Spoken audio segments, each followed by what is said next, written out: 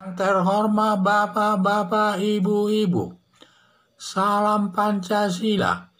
Bapak-bapak, Ibu-ibu yang melihat video saya ini, tolong jangan lupa subscribe, like, dan di-share. Sifatnya gratis.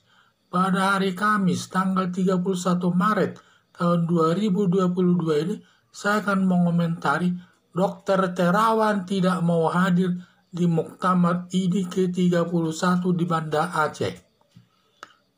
Alasan pemecatan, kata pandu pengurus IDI, karena sudah berkali-kali dipanggil IDI Dr. Terawan untuk minta penjelasan hasil penelitiannya terkait vaksin Nusantara, dan Dr. Terawan tidak mau memenuhi panggilan tersebut. Alasan Dr. Terawan tidak mau hadir di Muktamar IDI di Banda Aceh karena 28 hari sudah dipecat oleh IDI dia. Maka kalau Dr. Terawan hadir di Muktamar IDI tersebut dapat terjadi. Semua jawaban apapun yang disampaikan Dr. Terawan di Muktamar tersebut tidak bisa mengubah putusan pemecatan Dr. Terawan dari anggota IDI.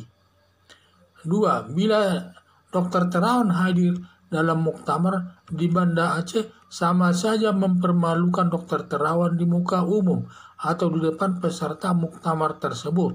Dengan alasan tersebut, Dr. Terawan memutuskan tidak menghadiri Muktamar IDI ke-31 tersebut di Banda Aceh.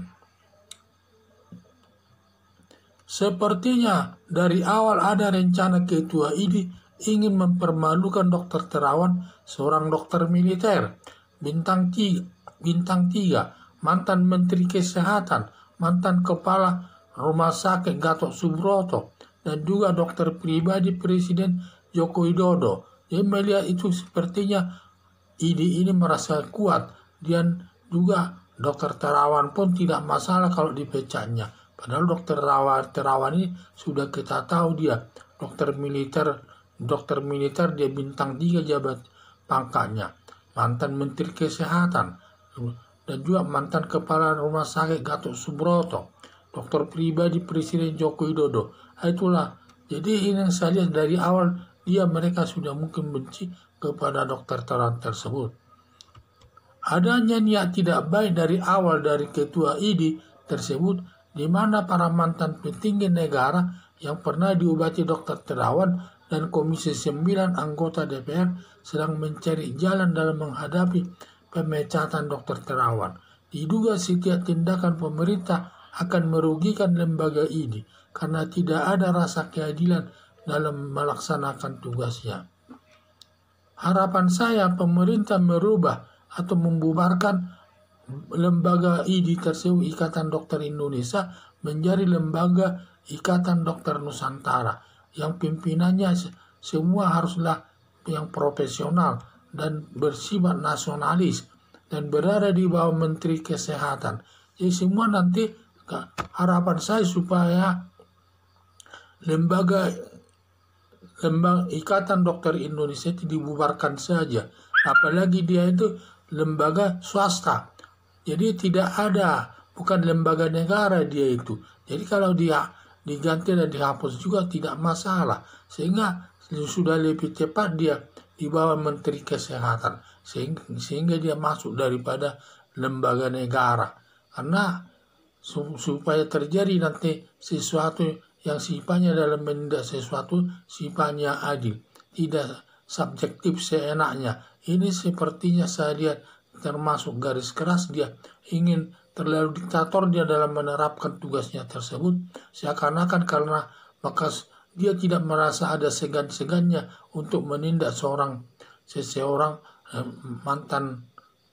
mantan Menteri Kesehatan dan juga bintang 3 dia jabatannya di militer, sehingga merasa hebat mereka bisa memecat Dr. Terawan ini. Padahal tidak ada rasa kedaerahannya. Biasanya masyarakat Indonesia sangat segan kepada Dr. Terawan, apalagi namanya sudah mendunia, mengangkat nama Indonesia di tingkat dunia atas penemuannya terhadap vaksin Nusantara tersebut. Berebutan negara lain untuk mengambil dia bekerja di negaranya tersebut. Jadi saya lihat di mana dokter dokter dokter di mana dokter Terawan ini tidak mau hadir di dalam rapat di Banda Aceh tersebut. Padahal dia sudah diundang tetapi tidak mau hadir. Kalaupun hadir dia tidak ada gunanya. Karena saya lihat ada dua keputusan di situ. Karena selama 28 hari yang lalu dia sudah dipecat didengar-dengarnya. Sehingga kalaupun dia hadir nanti di muktamar tersebut, apa dia nanti kalau memberi alasan bisa merubah daripada putusan di atas pemecatannya tersebut. Kedua, sepertinya ada alasan ingin kalau dia hadir sama saja mempermalukan dokter Terawan, dihukum, dipecat di depan orang-orang peserta rapat tersebut. Jadi yang saya lihat memang sudah benar dia tidak hadir.